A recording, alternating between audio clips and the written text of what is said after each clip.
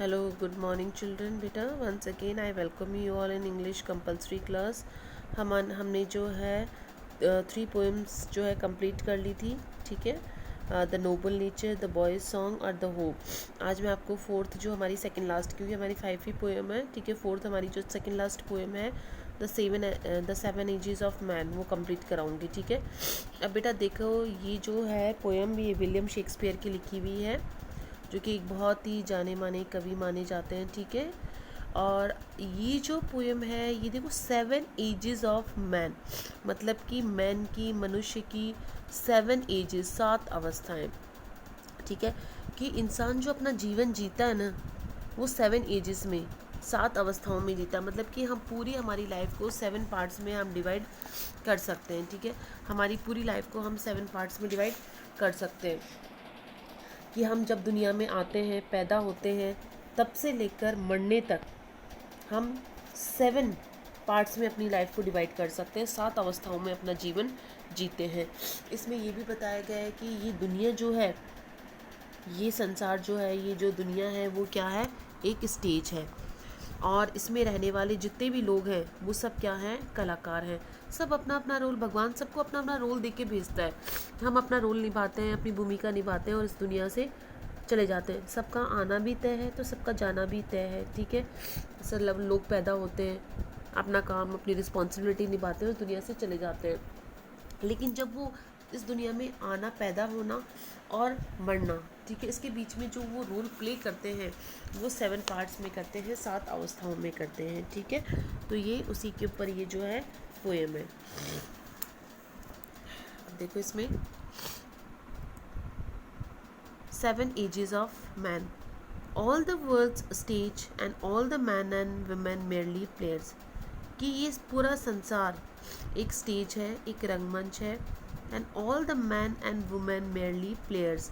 और इसमें रहने वाले जितने भी मैन हैं, पुरुष हैं, जितनी भी औरतें हैं, वो क्या हैं, मात्र एक प्लेयर्स हैं, कलाकार हैं, पात्र हैं. जैसे स्टेज के ऊपर कोई नाटक होता है, नाटक में रोल निभाने वाले प्लेयर्स होते हैं, कलाकार होते हैं. ठीक है.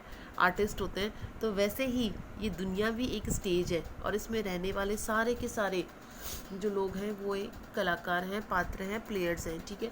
जैसे नाटक होता है तो नाटक में हम अपना अपनी भूमिका निभाते हैं, वैसे ही हम इस संसार में आके अपनी रोल प्ले करते हैं. They have their exits and their entrance. उनका अपना एग्जिट है, ठीक है, उनका जाना है और उनका आना है. मतलब कि सबका अपना अपना, जैसे स्टेज के ऊपर जाते हैं अपनी भूमिका निभाकर और वापस आ जाते हैं, वैसे ही इस संसार में सबका आना और जाना है.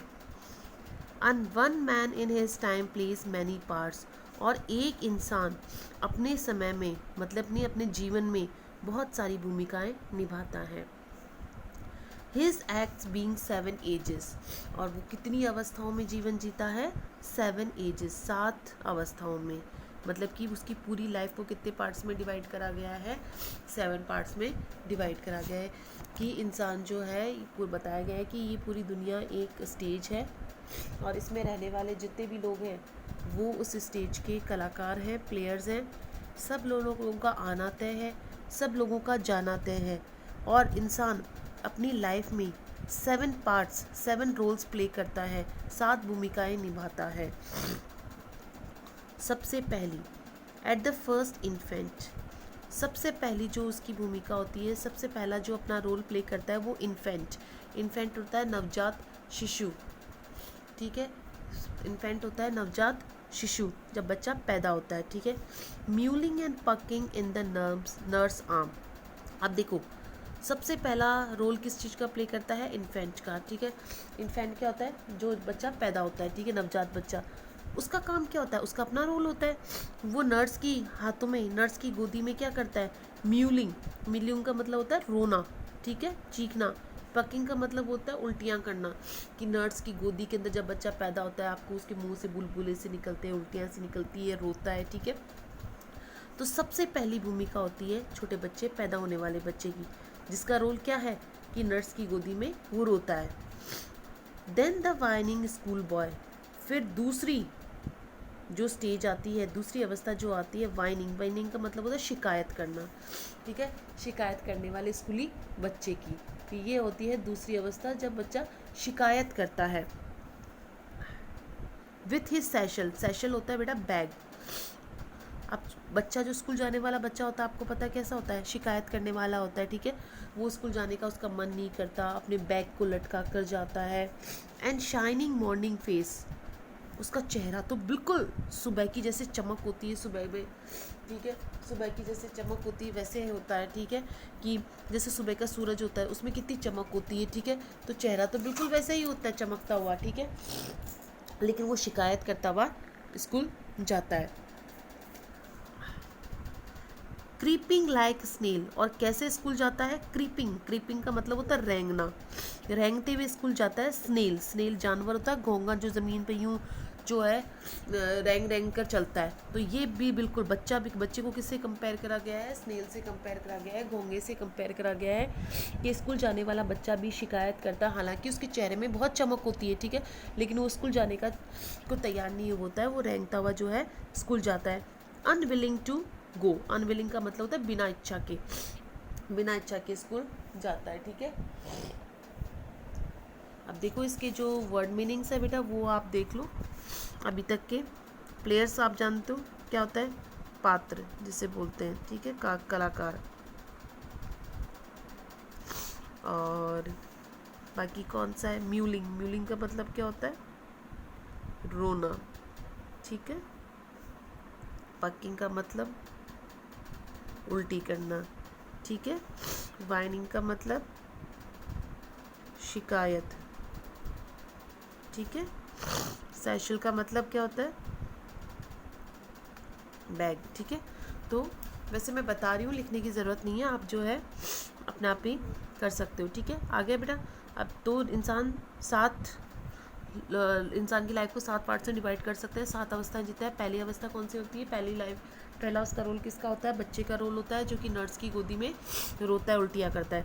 दूसरा आता है उसका स्कूल बॉय का, ये उसका दूसरा आता है स्कूल बॉय का, ठीक है, पहला इन्फेंट का, दूसरा स्कूल बॉय का, जो कि शिकायत करता हुआ स्कूली बच्चा होता है, अपने बैग को कंधों पर लटका के रखता है, उसका चेहरे में चमक होती है सुबह की जैसे, लेकिन स्कूल जाने की उसकी इच्छा नहीं होती, रेंगता हुआ एक स्नेल की जैसे रेंगता हुआ, घोंगे की जैसे रेंगता हुआ स्कूल जाता है। एंड देन द लवर, अब ये तीसरी स्टेज कौन सी आती है, लवर की, प्रेमी की। साइनिंग लाइक फर्नेस, साइनिंग का मतलब होता है आह भरना, ठीक है, वो आह भरता है भट्टी की जैसे, आग होती है उसके अंदर, मतलब कि फर्नेस होती है भट्टी, आग, ठीक है। तो तीसरी अवस्था आती है एक प्रेमी की, एक लवर की, जो कि आह भरता है जिसमें आग होती है, विथ अ वोफुल बैलेट, ठीक है। वोफुल का मतलब होता है दुखी भरे, बैलेट का मतलब होता है गाने, ठीक है, मतलब कि दुखी गाने, जो कि दुखी गाने गाता है। Made to his mistress eyebrow, किसके लिए गाता है, अपनी मिस्ट्रेस, अपनी प्रेमिका की बाहों की तारीफ में दुख भरे गाने गाता है। तो ये तीसरा जो अवस्था होती है, तीसरी जो स्टेज होती है वो एक लवर की होती है, एक प्रेमिका की, एक प्रेमी की होती है, जिसमें बहुत ज़्यादा आग होती है, ठीक है, और वो दुखी भरे गाने गाता है अपनी प्रेमिका के लिए। फिर चौथी स्टेज आती है सोल्जर की, सैनिक की। फुल ऑफ स्ट्रेंज ओथ, जो कि अजीब अजीब से ओथ से, कसमों से भरा हुआ होता है। And bearded like the part, bearded का मतलब दाढ़ी, और दाढ़ी बढ़ाए हुए होते हैं जिससे पार्ट की जैसे पैंट होता है तेंदुआ, ठीक है, और दाढ़ी बढ़ाए हुए होते हैं तेंदुए की जैसे। जेलस इन ऑनर, अपने सम्मान में ईर्ष्यालु होता है। Sudden and quick in quarrel, झगड़ा करने को तुरंत तैयार रहता है। सीकिंग द बबल रेपुटेशन, और अपनी बबल रेपुटेशन, अपनी अस्थाई मान सम्मान प्रतिष्ठा के लिए, even in cannon's mouth, cannon mouth का मतलब था तोप का मुंह, तोप के मुंह में जाने को भी तैयार रहता है। तो चौथी अवस्था आती है एक सैनिक की अवस्था आती है, जो कि अजीब अजीब सी कस्मों से भरा हुआ होता है। दाढ़ी जो है, दाढ़ी बढ़ाए हुए होता है किसकी जैसे, तेंदुए की जैसे, ठीक है। जेलस, ईर्ष्यालु होता है, ठीक है। ऑनर का मतलब सम्मान में। Sudden and quick in quarrel, झगड़ा करने को तुरंत तैयार रहता है। बबल रेपुटेशन, अपनी अस्थाई प्रतिष्ठा के लिए, अपने अस्थाई मान सम्मान के लिए। कहने का मतलब कि जो सोल्जर होता है, सैनिक होता है, ठीक है, उसके लिए बताया गया है कि सैनिक की जो चौथी अवस्था होती है वो दाढ़ी बढ़ा के रखता है, ठीक है, बड़ी बड़ी दाढ़ी बढ़ा के रखता है, ठीक है, और हर किसी से झगड़ा करने को तैयार हो जाता है। अपनी छोटी सी जो अस्थाई, जो कि थोड़ी कुछ ही समय के लिए जो अपना मान सम्मान होता है उसको बनाए रखने के लिए वो झगड़ा करने को तैयार रहता है। तो ये होती है सोल्जर की, मतलब गुस्से वाला। And then the justice. अब पांचवी अवस्था किसकी आती है? जस्टिस की। जस्टिस कौन होता है बेटा? न्यायाधीश, ठीक है। इन फेयर राउंड बेली, जिसकी अच्छी खासी राउंड बेली मतलब कि पेट, लिखने को जगह नहीं है यहाँ पे इसलिए मैं बोल रही हूँ, जिसका गोल पेट होता है। With good kept lines. Good kept lines का मतलब होता है मुर्गे का मांस, जिसने अच्छा खासा मुर्गे का मांस खाया है, जिसकी वजह से उसकी क्या बन गई है, उसकी तोंद बाहर निकल जाती है, ठीक है। अब ये पांचवी अवस्था आती है न्यायाधीश की, ठीक है, कि इंसान सबसे पहले पैदा होता है, पैदा होने के बाद में वो स्कूल बच्चे की अवस्था आती है, ठीक है, फिर उसके बाद में एक प्रेमी की, जो कि एक लवर की अवस्था आती है, फिर उसके बाद में सोल्जर सैनिक की अवस्था आती है। ऐसा नहीं कि वो सैनिक बनता है, सैनिक नहीं बनता, लेकिन जैसे एक सैनिक होता है वैसे बिहेव करता है वो गुस्से वाला। फिर जस्टिस की आती है। अब जस्टिस में वो है, ज़रूरी नहीं कि जस्टिस ही बनते हैं, न्यायाधीश बनता है, ठीक है, जज बनता है, नहीं, लेकिन उसकी हर इंसान वैसे ही बिहेव करता है, जज की जैसे बिहेव करता है फर्स्ट में, ठीक है। ये एक ऐसी एज आती है जब इंसान का पेट आगे निकल जाता है, ठीक है, मुर्गे का मांस खाकर, और उसके पेट जो है वो निकल जाता है। विथ आई सीवियर, आंखें गंभीर होती है। बियर्ड ऑफ फॉर्मल कट, अब दाढ़ी जो है अच्छे से कटी हुई होती है, आंखें बिल्कुल गंभीर तनी हुई और दाढ़ी बिल्कुल अच्छे से कटी हुई। फुल ऑफ वाइज सॉस, जिसके पास में बुद्धिमानी की कहावतें होती हैं। सॉस का मतलब होता है बुद्धिमानी की कहावतें होती हैं। एंड मॉडर्न इंस्टेंसेस, और आधुनिक उदाहरण, मतलब कि ये एक ऐसी अवस्था होती है जब इंसान बहुत ही समझदारी की बातें करता है, ठीक है, और बहुत ही बुद्धिमानी की बातें करता है, आधुनिक उदाहरण देता है, अच्छे से दाढ़ी कटी हुई होती है फैशन के अनुसार, आंखें एकदम गंभीर होती हैं, पेट आगे निकल जाता है मोटा सा, ठीक है। तो ये होती है fifth. And so he plays his part, इस तरीके से वो अपनी भूमिका निभाता है। अब सिक्स्थ एज जो आती है वो आती है एक लीन। लीन का मतलब होता है दुबला पतला, बेटा इसमें दुबला पतला, ठीक है। स्लिपर्ड पैंटलून, चप्पल पहने हुए। पैंटलून जो है इटली का एक बहुत ही जो है कॉमिक कैरेक्टर होता है, ठीक है। तो ये भी इसमें भी बताया गया है कि जो सिक्स्थ एज होती है वो एक दुबले पतले आदमी में बदल जाती है, मतलब कि जब फिफ्थ स्टेज होती है न्यायाधीश की तब तो इंसान का पेट आगे निकल जाता है, लेकिन उसके बाद में जब छठी अवस्था आती है ना तो वो क्या होता है कि बहुत ही दुबला पतला हो जाता है, चप्पल पहने हुए, बिल्कुल उसका कॉमिक सा कैरेक्टर हो जाता है, मतलब बड़ा हास्य वाला, पजामा पहने हुए बड़ा हास्य वाला चरित्र हो जाता है, ठीक है। विथ स्पेक्टिकल्स ऑन नोज, अपने आँख पर चश्मा रखता है। पाउच ऑन साइड, और बगल में उसके लटकी हुई चमड़ी होती है, मतलब आंखों के नीचे, जैसे कि इंसान की उम्र बढ़ने लग जाती है तो क्या हो जाता है, आंखों के नीचे की चमड़ी वगैरह जो है, पेट की चमड़ी, आंखों की चमड़ी क्या हो जाता है, लटक जाती है। तो इसमें भी वही होता है, ठीक है, कि जो सिक्स्थ एज होती है वो इंसान एक दुबला पतला चप्पल पहने हुए आदमी होता है, जिसमें कि उसके आंखों पर चश्मा, नाक पर चश्मा रहता है, उसकी चमड़ी लटक जाती है। हिज यूथफुल होस, और उसकी जवानी की, होस का मतलब होता है जुराबे, ठीक है, वेल सेव्ड, और उसकी जवानी के जो कपड़े उसने अच्छे से सुरक्षित रखे थे, आ वर्ल्ड टू वाइड, वो उसके लिए बहुत बड़े बन जाते हैं, क्योंकि वो दुबला पतला हो जाता है तो जो उसकी जवानी के कपड़े वो उसके आते नहीं हैं, वो ढीले ढाले हो जाते हैं। फॉर हिज श्रैंक श्रंग, श्रैंक श्रंग का मतलब होता है दुबली पतली टांगे, ठीक है, उसकी टांगे इतनी पतली हो जाती है, सिकुड़ जाती हैं कि जो उसने अपने जवानी में संभाल के अपनी होश, अपनी जुराबें रखी थी, वो भी उसकी इस अवस्था में नहीं आती, इस उम्र में नहीं आती। And his big manly voice, और जो उसकी जोर जोर से जो मर्दानी, बहुत ज़्यादा पुरुषों वाली जो आवाज़ थी, turning again into childish treble pipes, वो किस में बदल जाती है, बच्चे जैसी तीखी आवाज़ में बदल जाती है। कि इंसान जब एक तरीके से बूढ़ा होने वाला होता है, दुबला पतला हो जाता है, उसकी चमड़ी लटक जाती है, चप्पल पहने हुए, पजामा पहने हुए, उसका बड़ा कॉमिक सा जो है हास्य सा कैरेक्टर हो जाता है, ठीक है, और जो कपड़े उसने जवानी में संभाल के रखे थे, जो जुराबें उसने जवानी में संभाल के रखी थी, वो भी बिल्कुल उसकी ढीली हो जाती हैं, वो आती नहीं है उसके, ठीक है, क्योंकि उसकी टांगें बिल्कुल सिकुड़ जाती हैं, पतली हो जाती हैं। और जो उसकी पुरुषों वाली आवाज़ हुआ करती थी पहले जवानी के दिनों में, वो किस में बदल जाती है, बच्चे जैसी आवाज़ में, तीखी आवाज़ में बदल जाती है।